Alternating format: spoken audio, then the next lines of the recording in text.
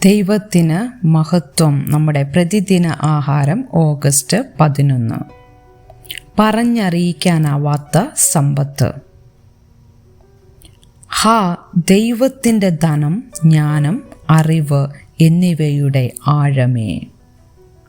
അപ്പോസ്തലനായ പൗലോസ് റോമർക്കെഴുതിയ ലേഖനം 11 അധ്യായം 33 വാക്യം.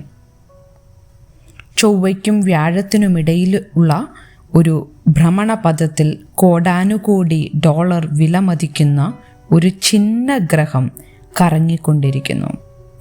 ശാസ്ത്രജ്ഞർ പറയുന്നത് 16 സൈക്കി എന്ന ഈ ഗ്രഹം കണക്കാക്കാൻ കഴിയാത്തത്ര വിലമതിക്കുന്ന സ്വർണം, ഇരുമ്പ്, നിക്കൽ, പ്ലാറ്റിനം തുടങ്ങിയ ലോഹങ്ങളുടെ കലവറയാണ്.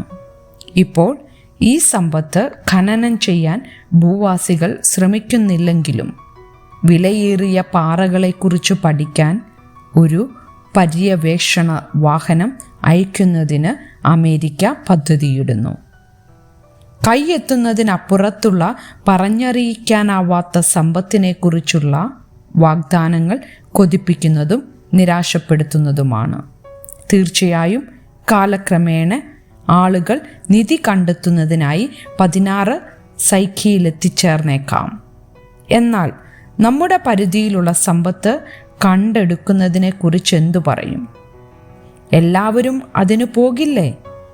റോമിലെ 1-ാം നൂറ്റാണ്ടിലെ സഭയ്ക്ക് എഴുതുമ്പോൾ അപ്പോസ്തലനായ പൗലോസ് ദൈവവുമായുള്ള നമ്മുടെ ബന്ധത്തിൽ നമുക്ക് കൈപ്പിടിയിൽ ഒതുക്കാവുന്ന സമ്പത്തിനെക്കുറിച്ച് സംസാരിച്ചു.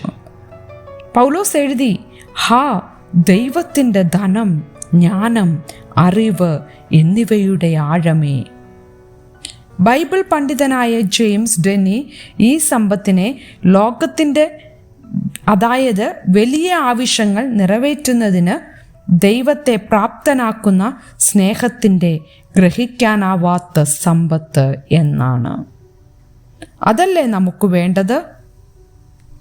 ഏതോ വിദൂര ചിഹ്നഗ്രഹത്തിൽ നിന്നുള്ള സ്വർണ്ണക്കട്ടികളേക്കാൾ കൂടുതൽ പരിശുദ്ധാത്മാവ് നമ്മെ സഹായിക്കുന്നത് പോലെ തിരുവെഴുത്തുകളിൽ കാണുന്ന ദൈവത്തിൻ്റെ ജ്ഞാനത്തിൻ്റെയും വിവേകത്തിൻ്റെയും സമ്പത്ത് നമുക്ക് ഖനനം ചെയ്യാൻ കഴിയും.